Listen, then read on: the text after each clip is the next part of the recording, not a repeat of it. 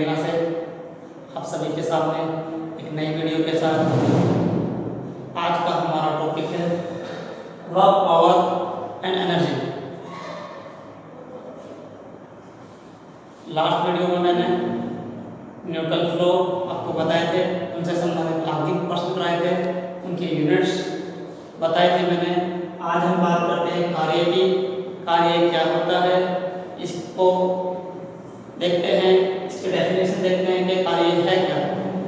बात करते हैं कहीं भी यहाँ वहाँ ऑफिस में कि आज ऑफिस में बहुत कार्य था, आज स्कूल में बहुत सारा होमवर्क था, तो इस कार्य को देख लेते हैं कार्य है क्या एक्चुअल में।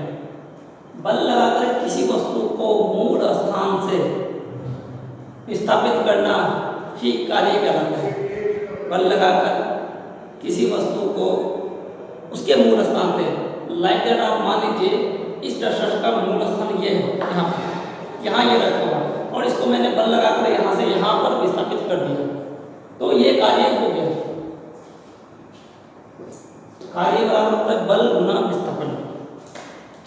तो फॉर्मूला आप देखो, W बराबर F इंटू S।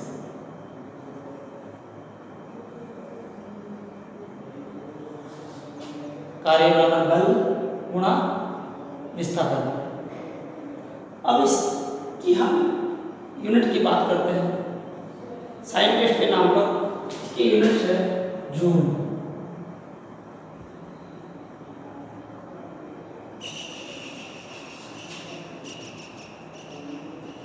अब ये देखिएगा 1 जूल होता क्या है।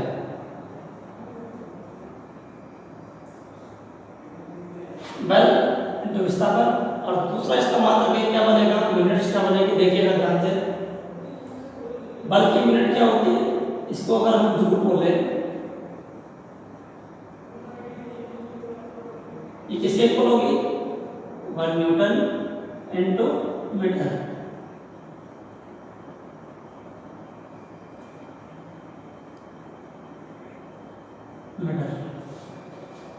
न्यूटन मीटर के, इसको यहाँ लिख देते हैं न्यूटन मीटर। यानी कि 1 जूल आपका होता है 1 न्यूटन इंटू 1 मीटर के बराबर होता है। अगर हम यहाँ जूल को डिफाइन करें कि 1 जूल क्या होता है,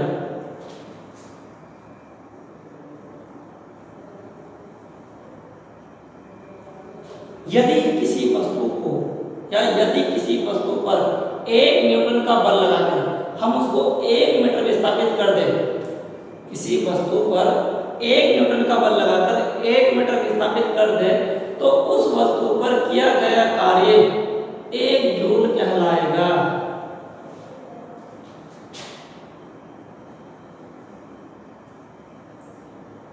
किसी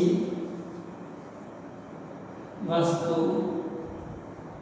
पर 1 न्यूटन का बल लगाकर 1 मीटर विस्थापित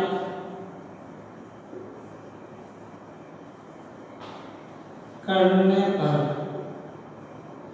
हुआ कार्य 1 जूल कहलाएगा।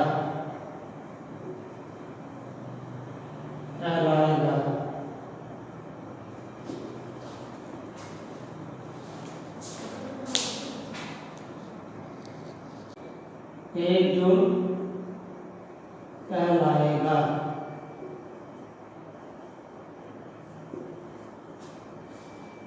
ये 1 जूल का डेफिनेशन होता है आपका। कार्य का मात्रक जूल हुआ, 1 न्यूटन हुआ। दूसरा हम मात्रक किसकी यूनिट की बात कर लेते हैं, एमके सिस्टम में। एमके सिस्टम में कार्य का मात्रक क्या होगा, आपने यहां तक उतार लिया होगा। नेक्स्ट चलते हैं आगे।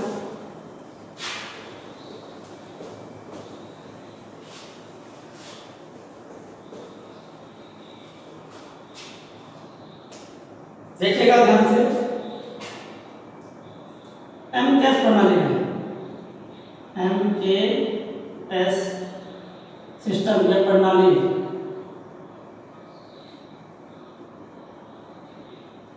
MKS system. अब एमकेएस सिस्टम के लिए इसका फॉर्मूला पहले देखिएगा। कार्य W बराबर क्या होता है, F इंटू एस होता है, आप सभी को पता है पहले से, अभी भी मैं बता रहा हूँ आपको।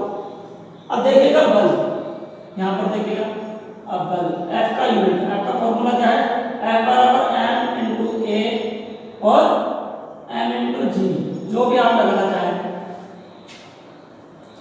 M का यूनिट आपको पता है, मास है, किलोग्राम होता है। ए का यूनिट एक्सेलरेशन है, स्टेट की बात करें, अपवर्ड डाउनवर्ड की बात करेंगे तो ग्रेविटेशनल एक्सेलरेशन आएगा आपका, उसका भी वैल्यू वही होता है। मात्रक क्या होगा, वही मीटर पर सेकंड स्क्वायर। इसका मात्रक क्या होगा, एमकेएस सिस्टम में किलोग्राम मीटर पर सेकंड स्क्वायर बल का मात्रक होगा आपका। तो वो मात्रक, वो यूनिट आप यहाँ पर रखेंगे। कार्य W क्या हुआ, इसको बोलेंगे हम किलोग्राम मीटर पर सेकंड स्क्वायर इंटू एस क्या है, डिस्प्लेसमेंट है यहाँ पर, मींस डिस्टेंस, और उसका मात्रक क्या होता है हमारा unit metre.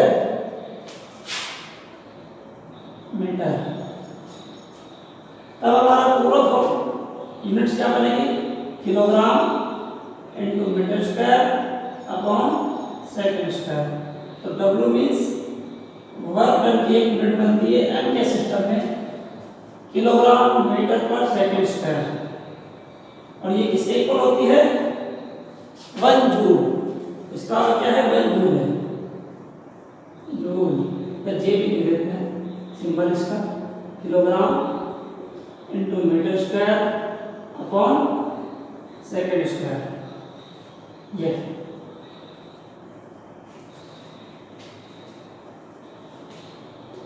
1 joule is equal to 1 kilogram metre square पर सेकंड स्क्वायर भी बोल सकते हैं, बोलते हैं। कैसे, मैंने प्रूव करके दिखाया आपको। तो दूसरी यूनिट क्या हुई एमके सिस्टम में, किलोग्राम मीटर स्क्वायर पर सेकंड स्क्वायर, ये हुई आपकी एमकेएस में। अगर हम बात करें सीजीएस में, सीजीएस प्रणाली में बल की यूनिट क्या होगी, कार्य की यूनिट। बल की यूनिट तो मैंने आपको पहले बता दिया था, देखिएगा ध्यान से।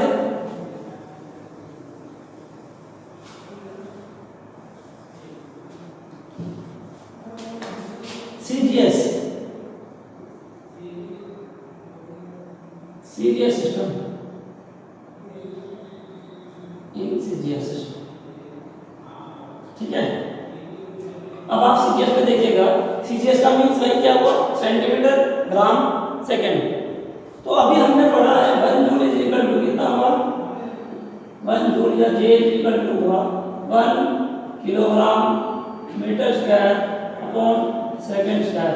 इसको एज इट इज क्या लिखना है, किलोग्राम को अगर सीजीएस की बात आती है हमारी तो क्या लिखेंगे आप, ग्राम। मीटर को क्या लिखते हैं, सेंटीमीटर, तो सेंटीमीटर का स्क्वायर अपॉन सेकंड स्क्वायर। और ये किसके इक्वल होता है आपका, एक अर्ग के इक्वल होता है, ARG बोलते हैं इसको। 1 अर्ग इक्वल टू होता है 1 gram centimetre square upon second square के। ये आपको क्लियर हो गया होगा। अभी हमने जो कार्य का यूनिट पढ़ा, एक जूल हुआ हमारा, दूसरा न्यूटन मीटर हुआ, तीसरा किलोग्राम मीटर स्क्वायर पर सेकंड स्क्वायर हुआ, चौथा यूनिट हुआ ग्राम सेमी स्क्वायर पर सेकंड स्क्वायर, और पांचवा यूनिट हुआ अर्ग। तो 2 यूनिट इसका सीजीएस में हुआ, अर्ग और ग्राम सेमी स्क्वायर पर सेकंड स्क्वायर। एमकेएस में किलोग्राम मीटर स्क्वायर पर सेकंड स्क्वायर हुआ, और साइंटिस्ट के नाम पर जूल हुआ, और उसी से इसके फॉर्मूले के अकॉर्डिंग न्यूटन मीटर हुआ। तो अब आपको इसका 4-5 जो 5 यूनिट है मैंने बताया है वो सब ध्यान रहेगा। नेक्स्ट हम आगे बढ़ते हैं, अर्ग को डिफाइन करते हैं कि एक अर्ग क्या होता है। और अर्थ को डिफाइन करने से पहले हम जान लेते हैं एक न्यूटन, एक जूल और एक अर्थ में क्या रिलेशन है और उसको हम कैसे निकालते हैं। देखिएगा ध्यान से।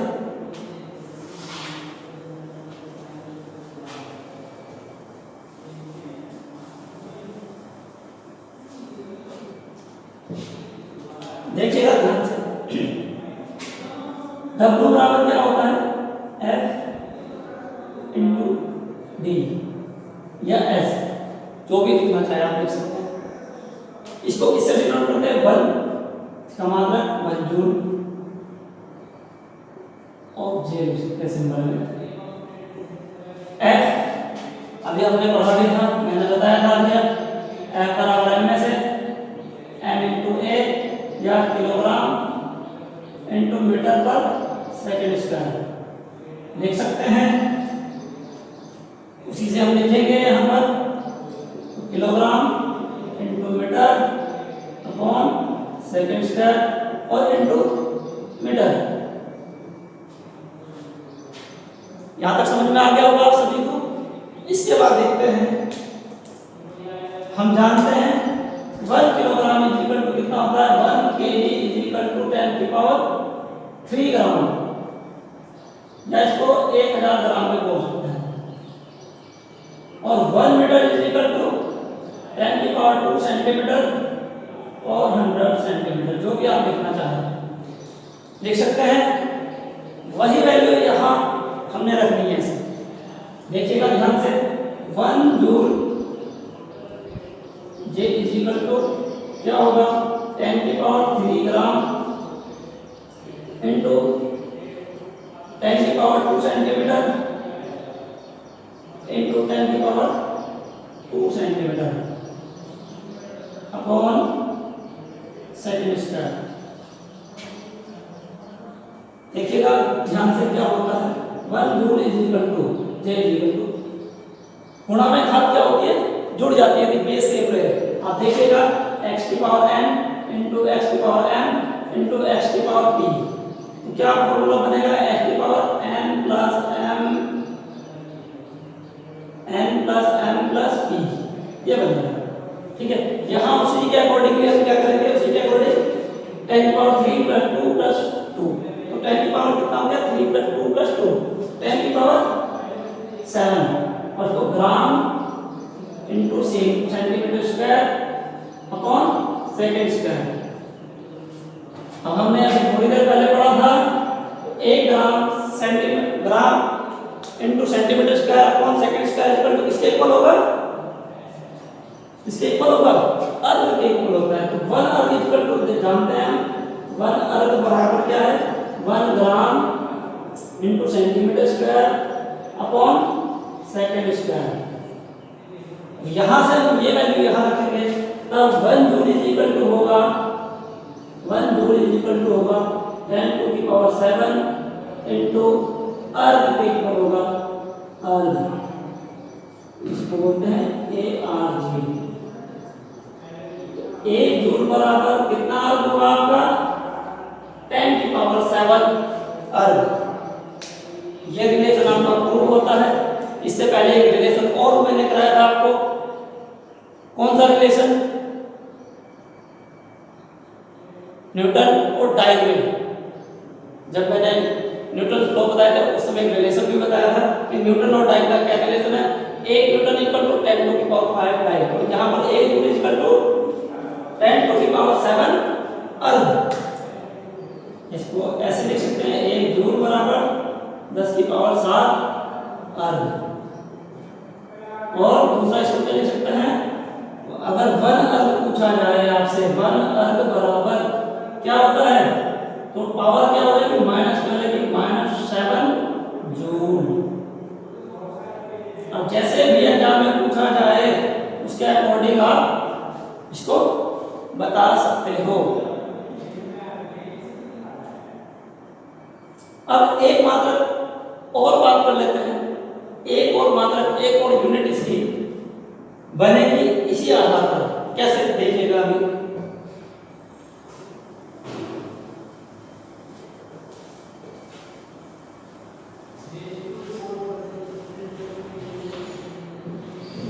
अगर हम सीजीएस की बात करेंगे तो सीजीएस में इसकी यूनिट्स फोर्स की क्या होती है, डाइन, और सेंटीमीटर इसकी डिस्प्लेसमेंट की क्या हो जाती है, सेंटीमीटर।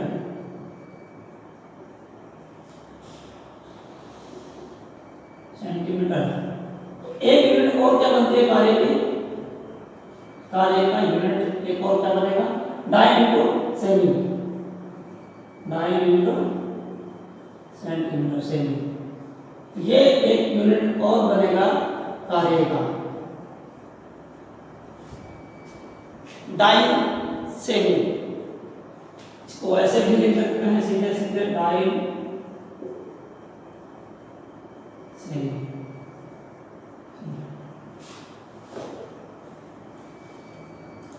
अभी आपको कार्य का 6 यूनिट पता चला है, तो कार्य की यूनिट आपको समझ में आ गई होगी, कैसे कैसे इनको निकालते हैं, क्या इनके बीच रिलेशन है, वो आपको क्लियर हुआ होगा। अब हम आगे बढ़ते हैं कार्य के प्रकार।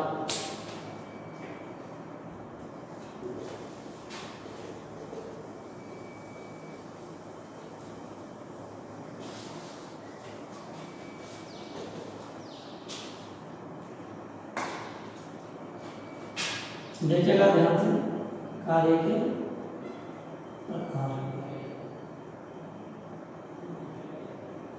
Types of work.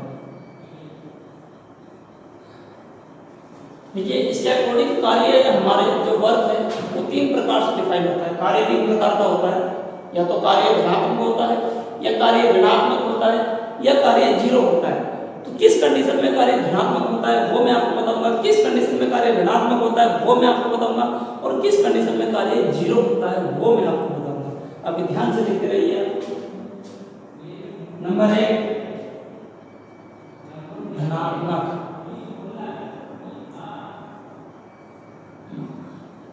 Number 2 condition आपकी बनेगी ऋणात्मक,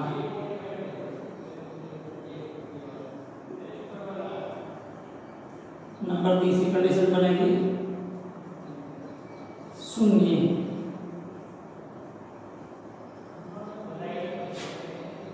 कब आपकी धनात्मक बनेगी, कब ऋणात्मक और कब शून्य, ये हम अभी जानेंगे। ध्यान से देखते रहिएगा।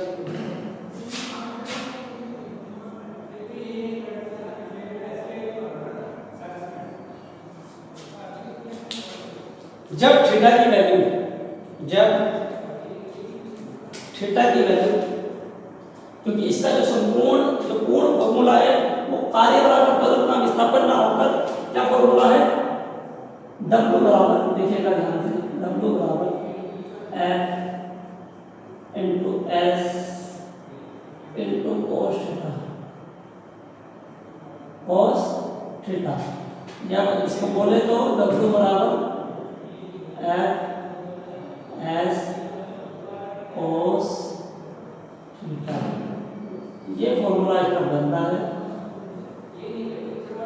जब विस्थापन किसी कोण पर हो।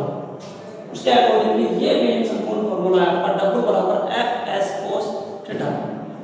अब आप देखिएगा थीटा की वैल्यू कब क्या होगा, जब थीटा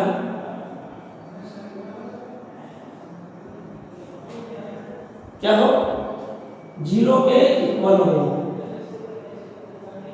0 डिग्री, और 0 से बड़ा हो, 0 से बड़ा हो।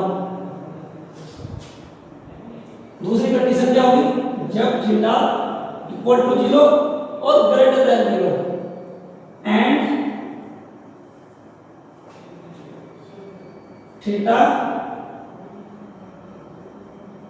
लेस देन 90 और 90 से छोटा हो। तो ये जब दोनों स्थिति रहेगी, 0 से तो बड़ा या 0 के इक्वल और 90 से छोटा, तो ये जो कंडीशन बनेगी उस समय आपका जो वर्क होगा वो धनात्मक होगा, पॉजिटिव होगा, क्योंकि W बराबर F S cos थीटा कहलाएगा। 0 होने पर, जब थीटा का वैल्यू 0 होगा उस समय कार्य फुल होगा, संपूर्ण होगा, क्योंकि cos थीटा थीटा की वैल्यू 0, तब त्रिकोणमिति के अकॉर्डिंगली cos 0 का मान 1 होता है। तो जब cos 0 का मान 1 होगा तो W बराबर जो होगा F इंटू S, यानी कि कार्य फुल होगा। जितना विस्थापन होगा उसके अकॉर्डिंग जितना बल लगेगा तो Fs के इक्वल होगा। ये होगा कार्य इस कंडीशन में, कार्य धनात्मक होगा। दूसरा बात करते हैं कार्य ऋणात्मक कब होगा। कार्य ऋणात्मक कब होता है, जब देखिएगा अभी ध्यान से, जैसे ये डस्टर है, मैं इसको ऊपर की ओर उठाता हूं, अभी ऊपर की ओर उठाने पर क्या होगा, जो ग्रेविटेशनल फोर्स है वो तो नीचे की ओर लग रहा है, और मैं जो फोर्स लगा रहा हूं वो ऊपर की ओर लगा रहा हूं, यानी कि जो इसमें विस्थापन हो रहा है वो विपरीत डायरेक्शन में विस्थापन हो रहा है। विपरीत डायरेक्शन में मतलब थीटा का वैल्यू क्या हुआ 180 डिग्री। जब थीटा की वैल्यू 180 डिग्री होगी तब आपका कार्य क्या होगा, ऋणात्मक होगा। ध्यान से देखिएगा, क्योंकि जो आपका विस्थापन है, विस्थापन ऊपर की ओर हो रहा है, विस्थापन यहां देखिएगा, विस्थापन ये ऊपर की ओर, और फोर्स आपका लग रहा है नीचे की ओर।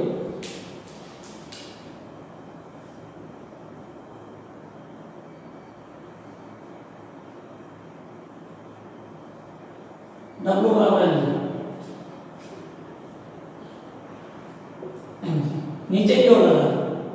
थीटा की वैल्यू कितनी है यहाँ पर 180 डिग्री, दोनों एक दूसरे के अपोजिट है।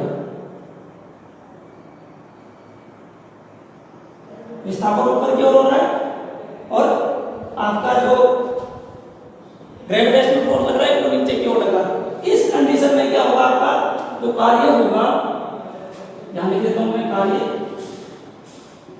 धनात्मक होगा, धनात्मक होगा।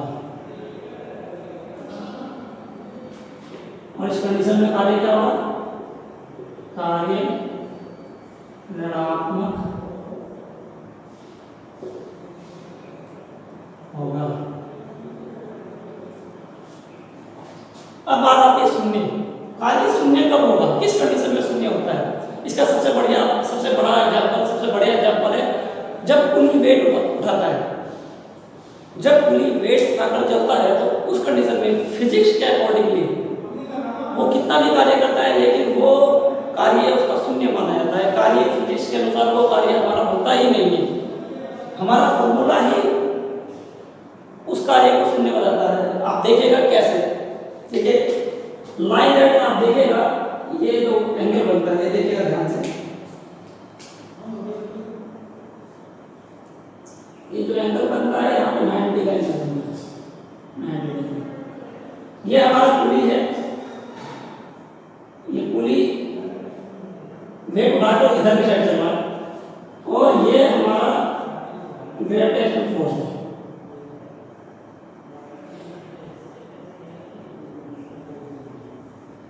ग्रेविटेशनल फोर्स नीचे की ओर लग रहा है और पुली हमारा इधर की ओर चल रहा है, तो ये क्या हुआ, ये 90 का एंगल बन रहा है। और 90 के एंगल पे क्या होता है, देखिएगा ध्यान से, जब थीटा बराबर 90 डिग्री होता है तो कार्य हमारा क्या रहता है, शून्य हो जाता है। इसका कारण क्या है, देखिएगा W बराबर F into S cos theta होता है। और cos थीटा यानी कि cos 90, और cos 90 त्रिकोणमिति के अनुसार cos 90 का वैल्यू क्या होता है, 0। और जब cos 90 0 हो गया, देखिएगा तो F इंटू S इंटू 0, तो आपका जो वर्क डन है वो क्या हो गया, शून्य। आपका वर्क डन हो गया शून्य। तो जब थीटा इक्वल टू 90 डिग्री होगा, आपके द्वारा किया गया कार्य शून्य होगा। तो आज हमने क्या क्या पढ़ा वो एक बार रिकैप कर लेते हैं। सबसे पहले हमने कार्य को डिफाइन किया, कार्य क्या है, बल लगाकर किसी वस्तु को मूल स्थान से खिसकाना या विस्थापित करना ही कार्य कहलाता है। कार्य का जो फॉर्मूला है, कार्य का सूत्र, कार्य बराबर बल गुना विस्थापन, इसका संपूर्ण formula W = Fs cos theta या F3 cos थीटा, फिर इसकी हमने यूनिट्स पढ़ी, मात्रक कि क्या क्या मात्रक है इसके, ठीक है।